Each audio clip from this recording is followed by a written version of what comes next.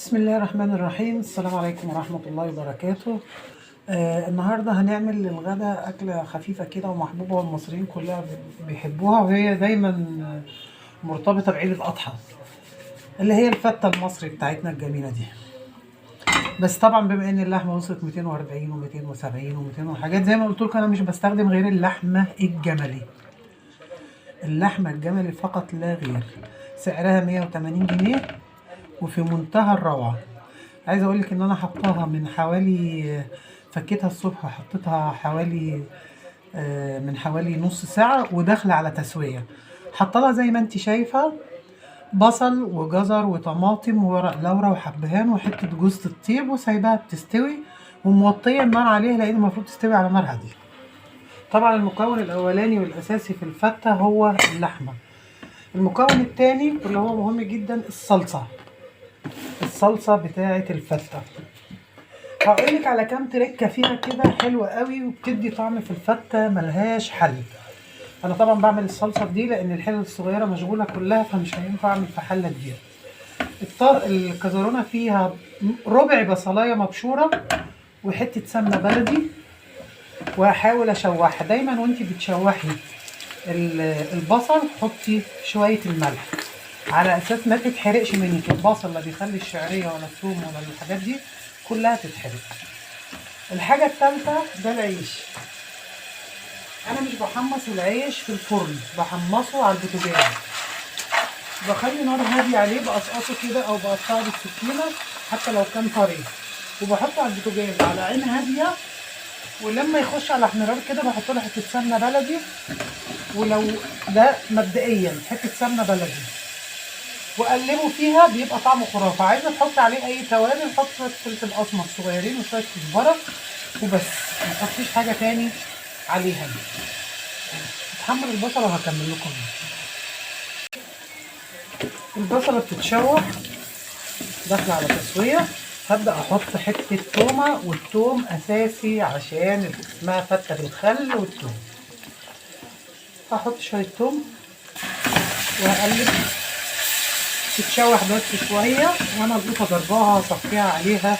بعد ما اصفيها سيبها تتسبك، يبقى كده خلصت بايه الصلصه. الثوم ده متخزن من السنه اللي فاتت. دايما يا جماعه القوطه هقول لكم وهوصيكم، القوطه صفوها. هاجي هنا للتوابل اللي هحطها: شويه بابريكا، شويه فلفل اسمر صغيرين، وشويه كزبره صغيرين، لان الكميات صغيره. الكميه اللي هتتعمل صغيره. انا هعصر قوطه كتير، لو زادت بحطها في كيس وبحطها في الفريزر، هتحتاجيها في مليون الف حاجه.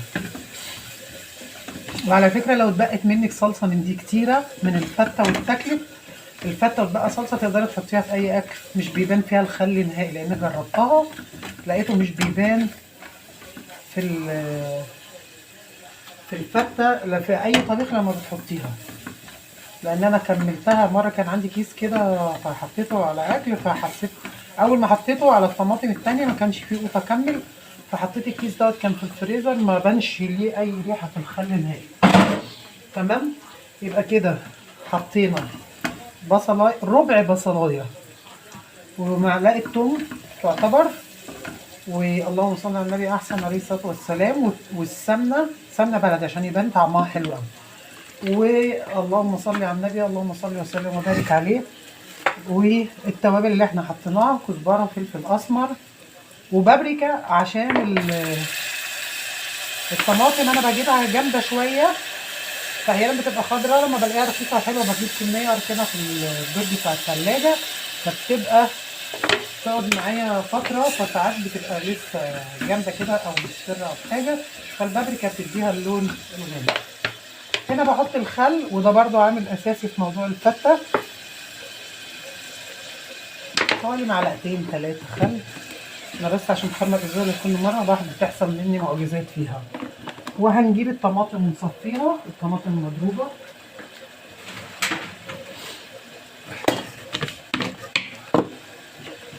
هصفي على قد ما الكزرونه تاخد. وبنقول تاني للمره المليون: القوطه او الطماطم ما فيهاش اي فايده في البذر والقشر بتاعها. لو كان ليها فايده في الاكل كانت الناس كلها نصحتنا بيه، انما كمان عشان الاطفال وعشان الكبار القشر ملوش لازمه، احنا مش هنزرع في بطننا. فبصفيها دايما في اي اكل، في كل اكل ما عدا المحشي. المحشي ممكن تغطيها بالقشر بتاعها زي ما هي، زي ما بتضربيها تغطي بالسنه.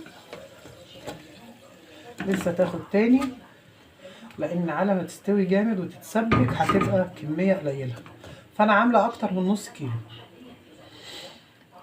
هنرجع تاني. هنا صفينا الطماطم، ادي كل ده قشر وبذر ملوش اي لازمه انه يتحط في الاكل. صفينا وهنسيبها تتسبك، وبعد كده نقول لكم التكات التانية. بسم الله الرحمن الرحيم. هنا حطينا الفته، حطينا العيش تحت وحطينا عليه شوربه قليله، وبتعمليه وقت ما انتي هتعملي الاكل في ساعتها، لان لما بيطرى بيبقى مش حلو. بتظبطي الدنيا وبعدين بتحطي الرز وبعدين بترشي الصلصه، وبعد كده بتحطي اللحمه عليها. الشكل النهائي للفتة، وبالهنا والشفا للي هياكل. بالهنا والشفا للي هياكل، وبالهنا والشفا للي هيجرب التجربة. انا حطيت على العيش شوية صلصة وقلبته وشوية شوربة قليلة.